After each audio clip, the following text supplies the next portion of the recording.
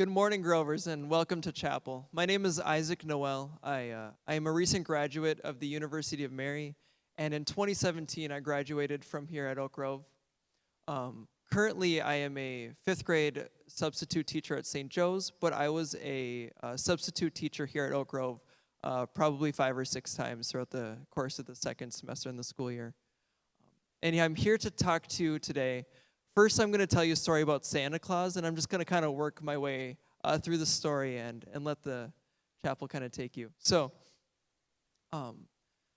Santa Claus, who gets his name from a famous saint, Saint Nicholas, he was alive in about roughly 500 AD, and he was alive during a fundamental time in the Christian church history. There was a big debate at the time going on between whether or not Jesus was fully God or fully man, or whether he could be both.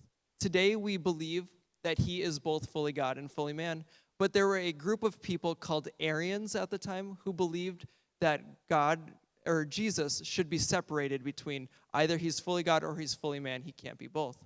St. Nicholas was on the side of the Christian church that said that he can be both. And so there was a massive convention held to debate this.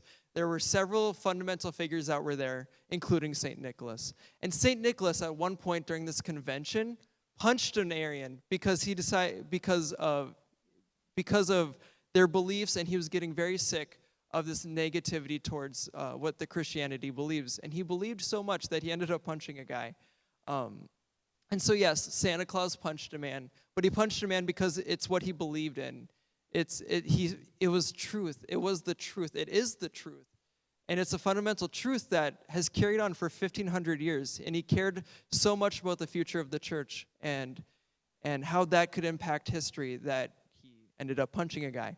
And so yes, Santa Claus punched a man, and if that's all you get away from the chapel, I completely understand, and I actually applaud you for that because it's kind of a cool story. So going from there, about a couple months ago, I was with a group of friends, and this group of friends was belittling another one of my friends, and they called them names, they were talking bad about them, and I was sitting there with a group of friends, but I didn't do anything about it. I listened, but I didn't stand up. And so I want you to ask yourself, was what I did, was that a sin? I didn't do anything wrong. I didn't talk negatively about the person. But was I sinning? Well, the answer is yes. The answer is yes, because it was a sin of inaction. It was a sin of what I failed to do. I call it the sin of sitting on your hands, sitting on the sidelines. And we are called to act. We are called to act. We are called to stand up for what is true. We are called to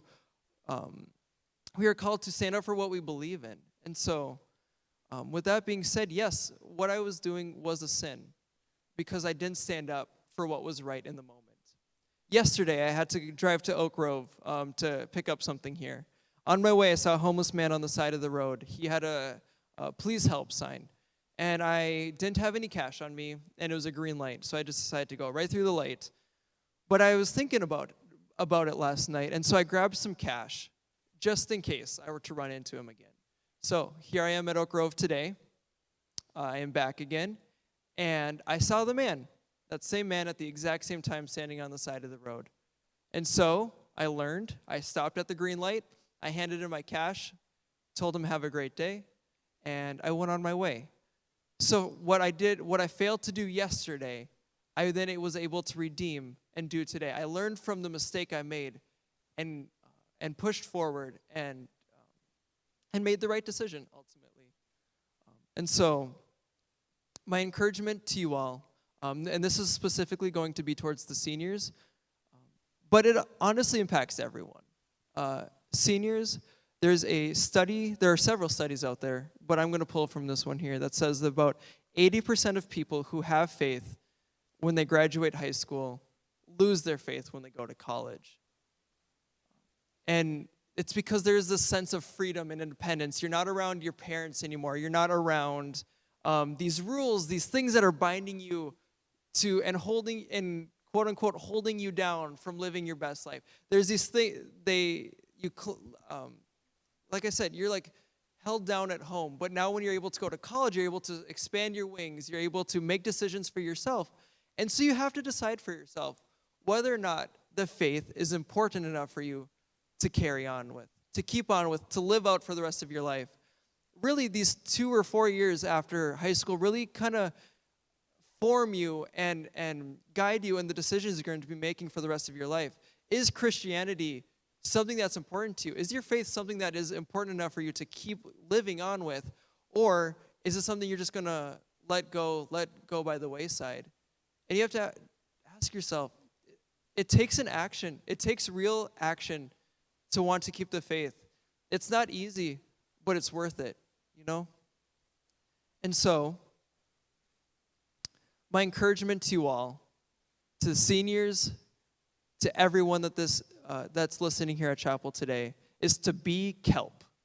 Yeah, you heard me right. Be Kelp. And you're probably wondering why. What do you even mean by be Kelp? Well, Kelp, when an ocean current comes, it is taken by the current. It is pulled in the different directions that life is taking you. It is pulled by society. It's pulled by the cultural values of the time, the things that are important in the world. But yet it always remains rooted in where it came from. It knows what it grew up with. It stays rooted, it stays grounded. It knows where it came from. Yet it can be swayed by the times, and it's swayed by what's going on in the world. But it's able to use its foundation to learn and to stay rooted in, essentially.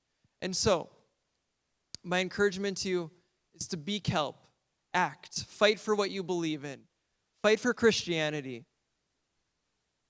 Fight to keep Christian after you leave high school. It is a worthwhile fight in the end.